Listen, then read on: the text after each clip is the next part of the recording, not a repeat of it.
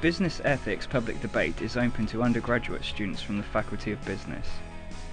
The event, which has run for the last 2 years, gives students the opportunity to present their independently researched ideas on particular ethical dilemmas facing business, and to debate them with an audience of staff and students.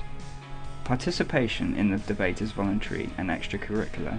Students commit to taking part in 3 or 4 informal facilitated argumentation sessions before the debate itself. This year, 2 pairs of students took part. Lamar Lambourne and Flor Olignon explored the question of wealth and inequality, while Dawood Ali and Becky Middleton focused on environmental responsibilities in the energy sector. At the public debate, the student presentations are judged on 2 factors. Firstly, how well they analyse the ethical dilemma facing business, and secondly, the persuasiveness, in ethical terms, of their responses to the dilemma. Audience participation is encouraged, with staff and students from across the faculty invited to attend. It's about ethics in business. That's what our focus is tonight. And we've got 4 really enthusiastic students who've worked as volunteers to prepare for this debate this evening.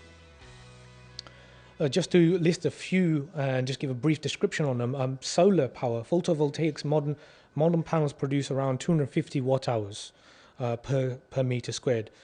And with the brown power this company have, they have a responsibility to give back and help tackle climate change.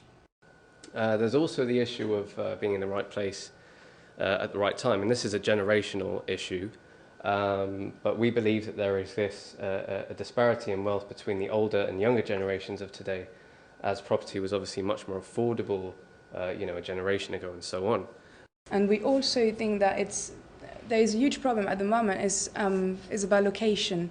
All of the headquarters are right now in the UK, located mostly in London, and we think that maybe businesses should look at other places to do business. A company who does not require to be in London can maybe relocate in the countryside, where their employees could just buy a house somewhere where properties are more accessible.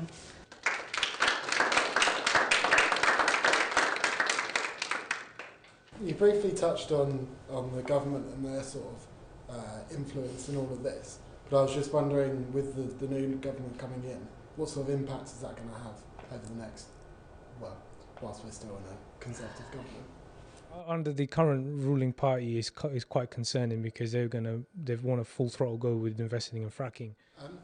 Going back to women in the workplace and equal pay, you mentioned some act in 2010 that came across about equal pay, and obviously we're 5 years ahead of that now. Why hasn't that changed? Why is there still this problem, in your opinion?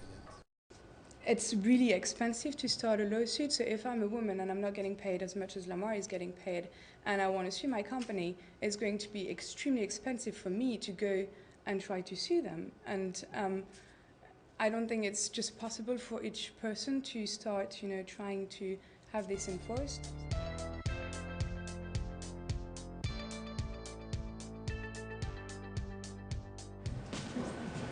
Have the judges made their decisions? Yes, we have. The judges have made their decision. So I'll let you speak. Both groups had identified the issues, but we did feel that both groups had actually missed on citing your issues in your chosen area in a broader context. We thought both groups handled the Q&A sessions very well, but our overall thinking was that the second group had the edge. So, as far as we're concerned, it was extremely close. Both groups were very impressive, but it's the second group who we feel have triumphed on this occasion.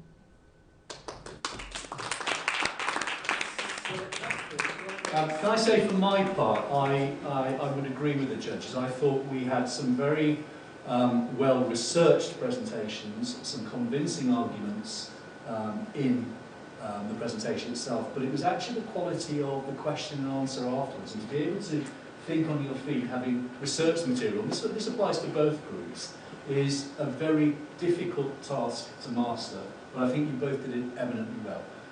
So once again, congratulations, and here's your winning piece of red card, and we'll hold those up for the cameras. Congratulations on having done a wonderful debate. Very well done.